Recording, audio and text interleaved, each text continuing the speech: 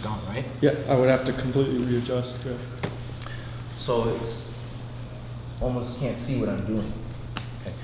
So same thing with the cross collar choke. Same thing with, there's no cross collar choke now, right? There's no triangle. Very difficult. The guillotine. Okay. So the most important thing from the closed guard, your preliminary defense, is your posture. Okay. As long as you can maintain your posture, you're safe from submissions.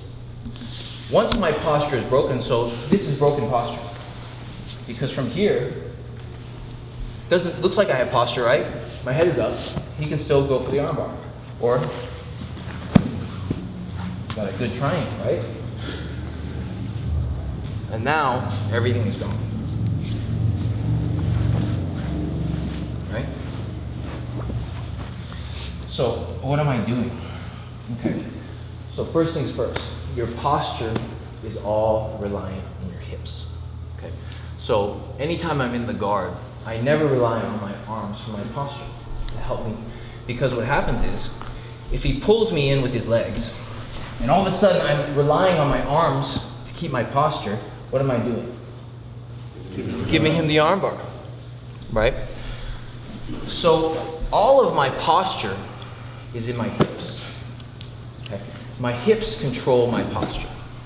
So from here, first thing we're going to do is we're going to play around with just how you can make posture in the guard without using your hands. Okay. So anytime I'm in the guard, first thing I want is my knees are always going to be pinching the outside of his hips. Okay.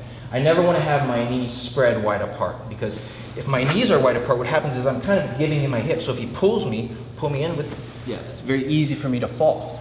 And once I fall, if I have to use my hands to help me get back up, I'm going to be exposing my arms, right? Or if I fall and I'm having to use my arms, my triangle's available, or a guillotine's available, or if he gets a hand on my collar, now the choke is available. So once my posture is broken, all of these submissions become available. Or if I put my hands on the ground because I fall, and he grabs my wrist, it's got a Kimura, right?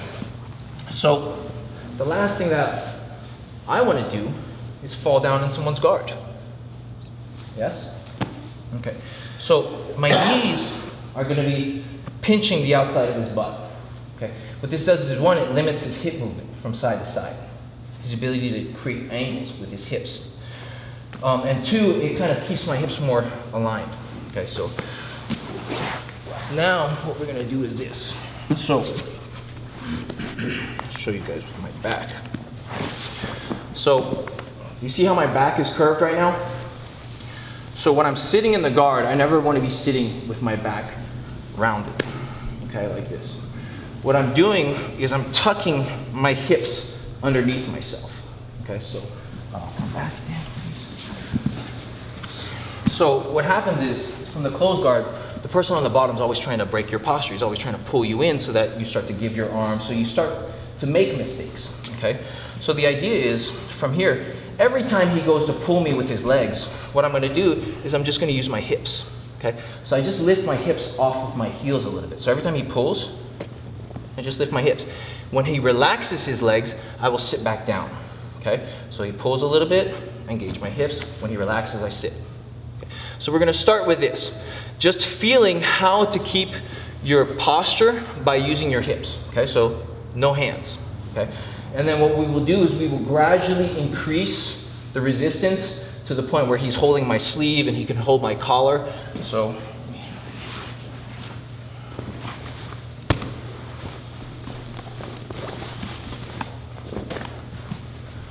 to the point now where he's got my sleeve and he can even have my collar and all my, so go pull me down. Everything is in my hips, right? So even if he tries to go for the armbar here, yeah, I wouldn't. He wouldn't, because he can feel it's off. He doesn't have it. You're gonna pass. Yes. Okay, so let's try that, guys.